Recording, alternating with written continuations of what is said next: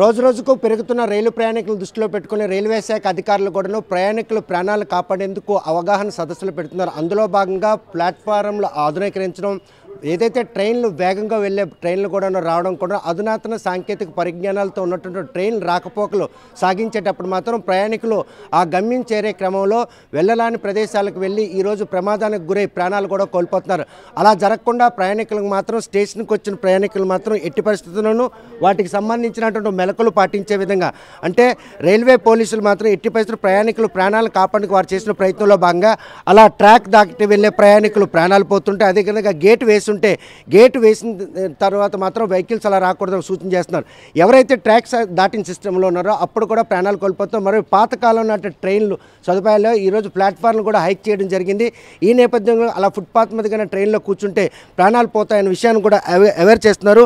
ప్రయాణికులు ప్రాణాలని అంటే కాపాడేందుకు రైల్वे पुलिस स्टेशन कैसे अवेयरनेस चल रहा था, ये लोगों को कैसे सूचना दे? लोगों हम लोग अवेयरनेस कर रहे हैं। जैसे गाड़ी में जाते हैं, रनिंग ट्रेन में चढ़ना नहीं है, उतरना नहीं है, और डोर के पास बैठ के सफ़र करना नहीं है, और अपना सामान जो लगेज है उसको अपना हिफाजत में रखना है।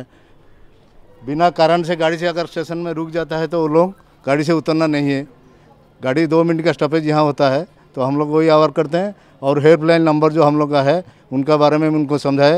कोई आपको दिक्कत होता है गाड़ी जर्निंग टाइम में तो 139 जो हेल्पलाइन नंबर है आप उसमें कॉल करने से हम लोग जो स्टेशन के पास रहेंगे हम लोग आ जाएंगे तुरंत आपको मदद करने के लिए। बढ़ता हुआ लोगों का जर्नी, ट्रेन जर्नी लोगों बढ़ रहा था, इसलिए मॉडर्नाइजेशन और ये तो प्लेटफॉर्म मॉडर्नाइजेशन पे और स्पीड ट्रेन्स भी आ रहे थे।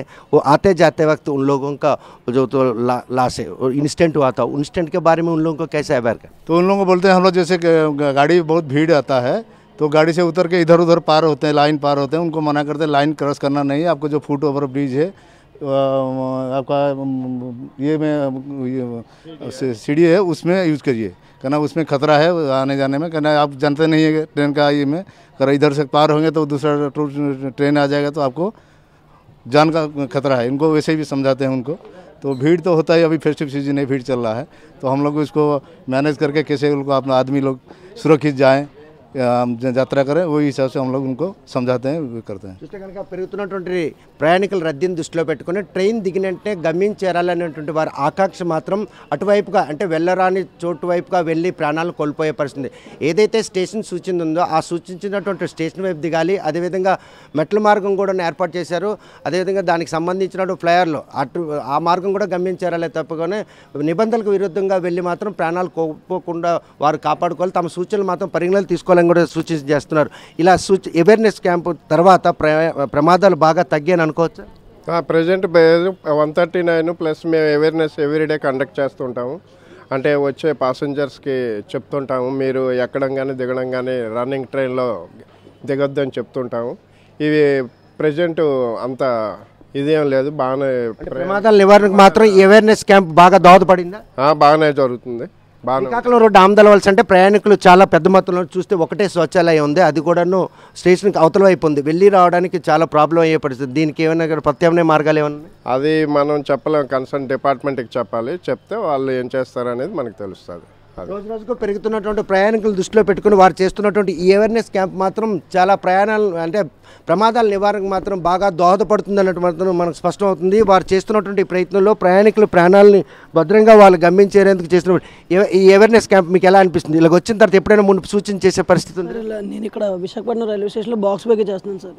నేను చాలాసార్లు ఎవరైనా రన్నింగ్లో పరిగెట్టేటప్పుడు కూడా నేను కూడా చెప్తుంటాను సార్, ఎందుకంటే పడిపోయామా ఇంకా ప్రాణాలు పోతాయి సార్. అది ఇలా చెప్పడం వల్ల ఏంటంటే కొంతమందికైనా తెలుస్తుంది సార్. ఇప్పుడు కొద్దిమంది ఉంటారు, తెలియని వాళ్ళు ఉంటారు, వెళ్ళిపోతుంటారు ట్రైన్ వచ్చినప్పుడు ఏదైనా జరుగుతుంది. ఇలా చెప్పడం ఏం లేదంటే కొద్దిగా ఏదైనా తగ్గి ఇది కనిపిస్తుంది సార్. అంతే. చూస్తే ట్రైన్ వచ్చిన వెంటనే స్టేషన్కి వచ్చినట్టే ఇది చూశారు కదమ్మా. ఈ ప్రయాణ ఆ విధంగా మెసులుకుంటే ప్రయాణికులు మంచిదే కదా, బాగుంటుంది.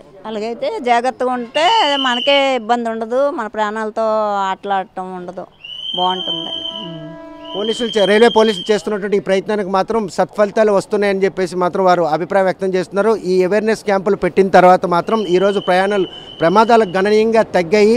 ప్రయాణికులు మాత్రం ట్రైన్ దిగిన వెంటనే అటువైపుగా వెళ్ళాలన్నట్టు వారి ఉత్సుకత, వారు నిబంధనలకు విరుద్ధంగా పక్క ట్రాక్పై ప్రయాణం చేయడం, ఆ ప్రయాణం చేసి అటువైపుకి వచ్చిన ట్రైన్ ఢీకొని వారు ముచ్చువాత పడ్డం, ఇటువంటి ఘటనలు కూడా గతంలో చోటు చేసుకున్నాయి. ప్రస్తుతం మాత్రం మోడర్న్ ట్రైన్స్ అన్నీ కూడా అందుబాటులోకి వచ్చి వాటి తాలూకు వేగం కూడా ఎక్కువగా ఉంటుంది.